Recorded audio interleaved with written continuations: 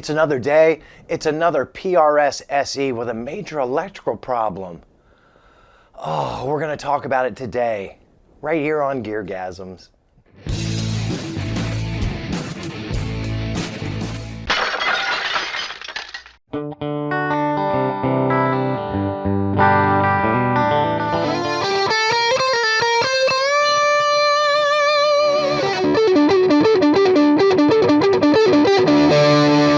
Hi everybody, welcome to GearGasms. I'm your host, Alan Barnes. Today in the studio, like I said, this gorgeous PRS SE special semi-hollow. What's this major electrical problem? We're going to talk about that in just a second. But first, if you're new to the channel, I'd like to ask you to like and subscribe. This channel is kind of like a stripper that's past her prime. If the thighs feel like veal, it's time to retire for real. Celebrate mediocrity. Okay, so maybe that joke didn't land, but this here guitar, it is so beautiful, and we're going to talk about what's wrong with it right up front. And also right up front, full disclosure, I'm wearing my colors. I'm maybe an hour and 15 minutes from the PRS factory. I've been there several times. I've spoken several times to Paul. I've spoken several times to Jack Higginbotham, and he is such a nice man. Who's Jack Higginbotham? He is, I think COO is his title, but he heads up the PRS SE division. Why am I bringing his name up? Because I'm not just going to get here and squawk on YouTube about this guitar having a problem and the second PRS SE that I've had a problem, because all the comments and all the feedback and everything I read, it's not the normal case. This is very much the exception. I don't know if I'm cursed or what. But the reason I'm bringing up Jack's name is I am going to email them and let them know about this one and the previous one. What is the problem with this? For the love of God, Alan, will you tell us? The pickup switch, the 5-way selector, it's wired backwards. When I first plugged it into a Marshall, I was like, oh, this is the worst sounding guitar I've ever heard. Maybe I need to find another amp for it because it just wasn't happening. Because I didn't realize it was backwards. But for the remainder of this video, up is down and down is up. Be that as it may, this is a very impressive guitar for a very impressive price. Let's go over the specs while we ooh and ah over some glorious B-roll. It is a semi-hollow mahogany body in the SE special body shape. The top material is figured maple. The neck is maple. It's a wide, thin shape. Set neck, of course, with a 10-inch radius. Rosewood fingerboard, PRS birds inlay, 22 frets, 25-inch scale length, 1.687-inch nut width, PRS patented tremolo, and of course them tuners, PRS design tuners. The neck pickup is a 5815S humbucker, middle is the PRS narrowfield DDS humbucker, bridge pickup PRS 5818S humbucker. One volume, one tone, 5-way wired backwards blade pickup switch, and of course, each humbucker has a coil tap. Now that we've heard about what's in it and what's wrong with it, let's hear how it sounds. I just happen to have the Princeton 68 Reverb down here. You can barely see it. It's on loan from my friends and partners up at Earl T. There's going to be a video on that soon, but oh, goodness.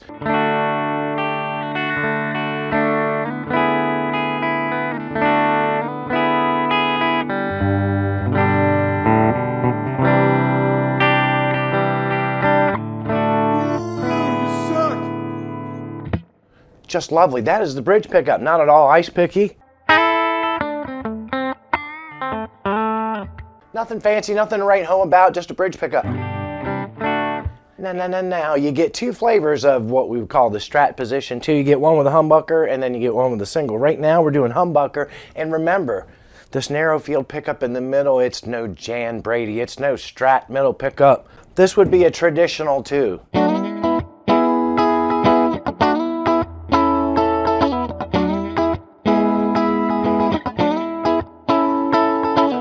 Make it the humbucker version of the two.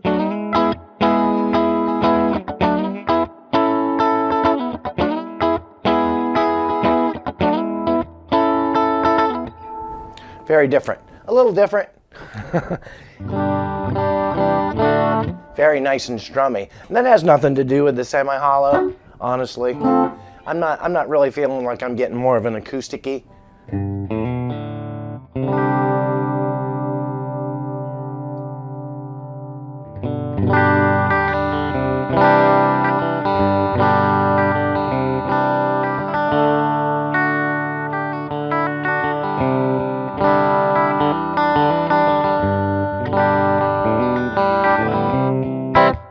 that middle. Oh, like I said, it ain't no Jan Brady. You will probably use the middle on this son of a biscuit.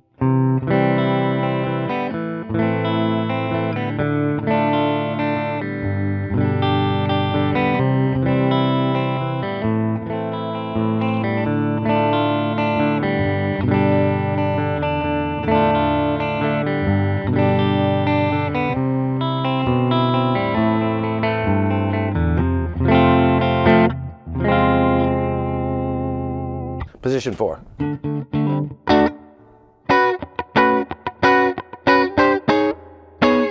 Now we got the humbucker in there for 4.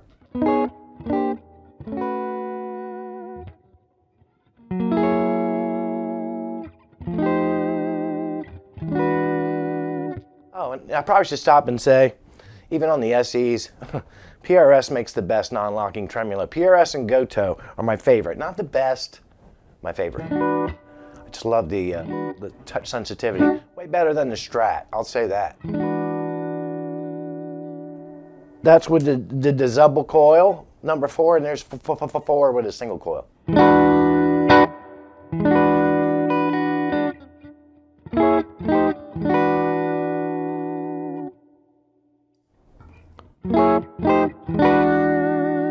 So yeah, you get 2 4s there. That one was so much darker and jazzier. You know what I'm saying?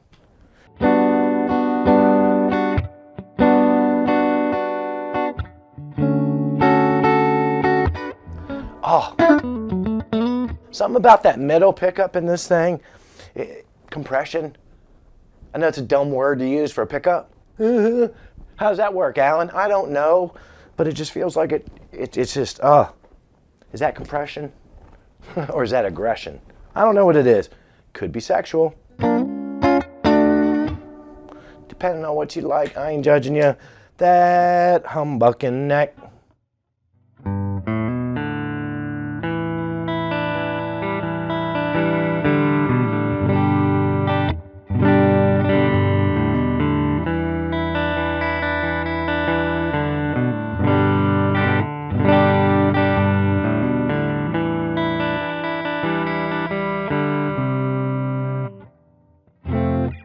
Forgotten that song already. You know what I was trying to do. Anyway, let's do it singles.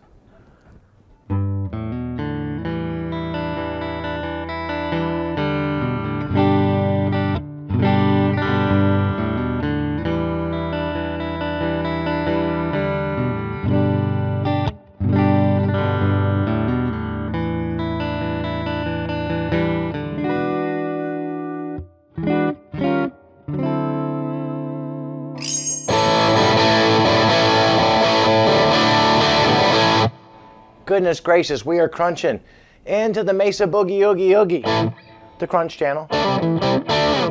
Just a little bit of reverb from Boss. Ridge pickup.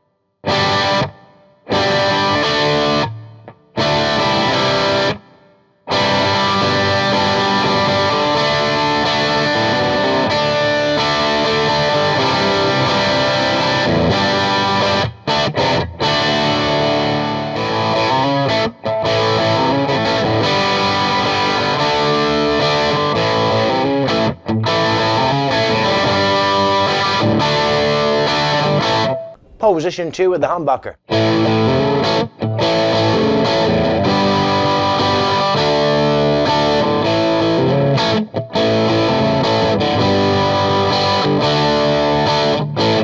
Split Strat position 2.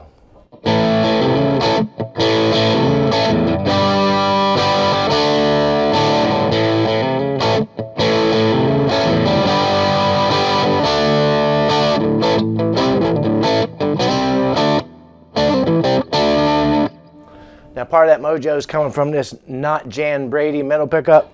That middle that we were just talking about.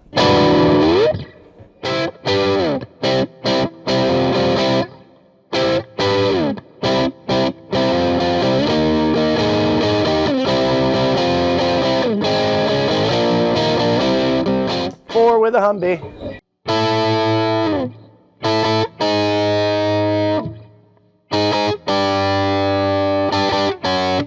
Now we'll split it.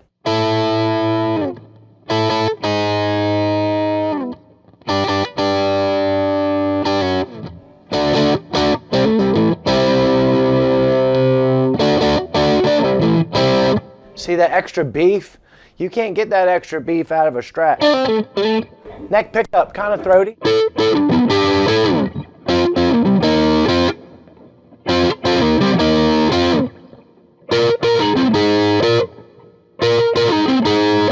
And if we split it,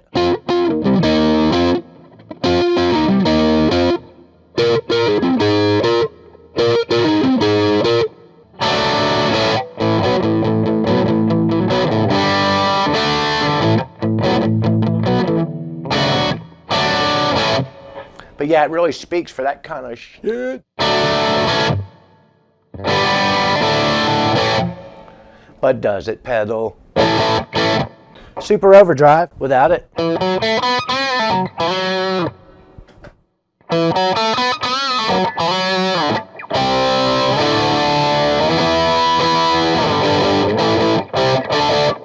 It's not quite there yet. Let's do that screamer.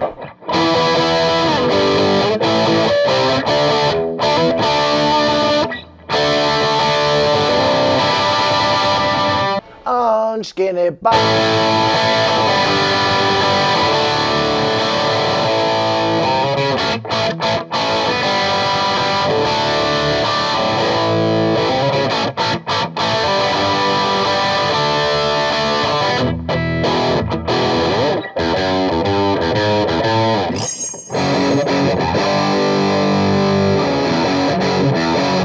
We are on the Mark IV voice of the old Mesa Boogie. So yeah, we're just straight raw dogging it, a little bit of reverb.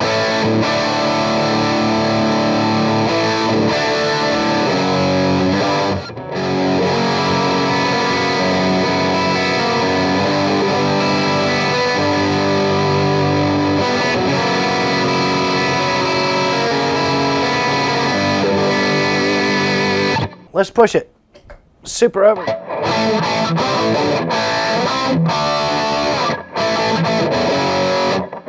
Without it.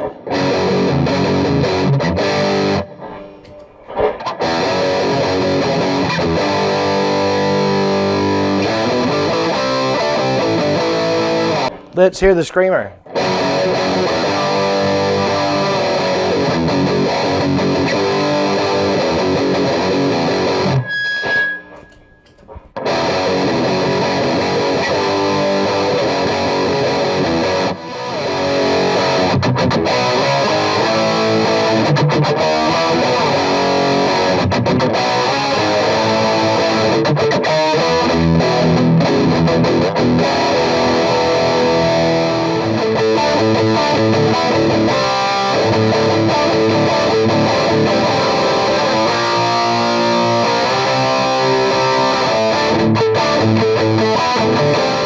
Combinations, we'll turn the SD1 off and we will just go through the settings. Now we heard it in double coil, we'll hear it with singies. It's gonna sound like shit.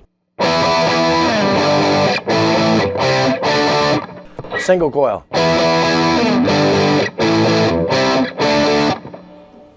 I was right. Let's move up to position 2.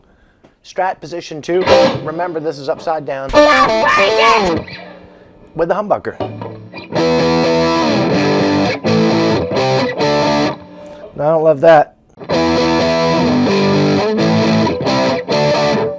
Now, I know what you're saying, Alan. Jesus, for the love of the Lord, no one is going to play position 2 with this kind of tone. They're just nut. So why waste our time? Let's go to position 3. Not Jan Brady. That's not who she is. She ain't Jan.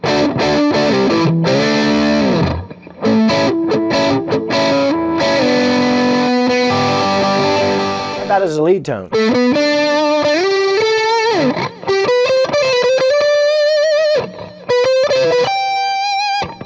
Position 4. Neck humbucker.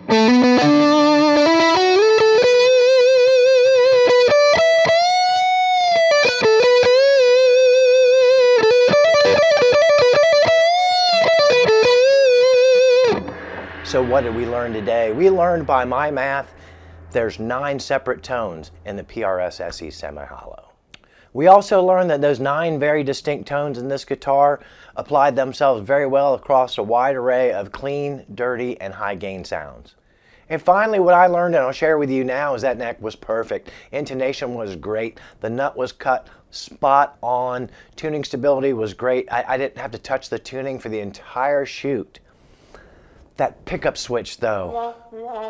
As always, thank you, my friends and partners at sounds.com. There will be a link to this guitar in the description. No, it's not going to be this exact one. Come on. That's going back to the factory to get fixed. There will be a link to this and many other gorgeous guitars in the description. As always, I'd like to thank you for the time that you spend with the channel. Please don't forget to hit that like and subscribe button. You got some ratty friends. They may have human fleas. They may have lice. They may have ticks. They may have chiggers. Sweet Jesus. All that's perfectly fine if they would just watch GearGasms. I give no shits. Tell them about us. Whatever you do in the next 7 days, don't tell Steven Stills about it, because he believes in loving the one he's with. And you don't want the one he's with to be you. Skeet, skeet, skeet, skeet, skeet. But play more guitar, watch less of this, and keep coming back here week after week for more GearGasms.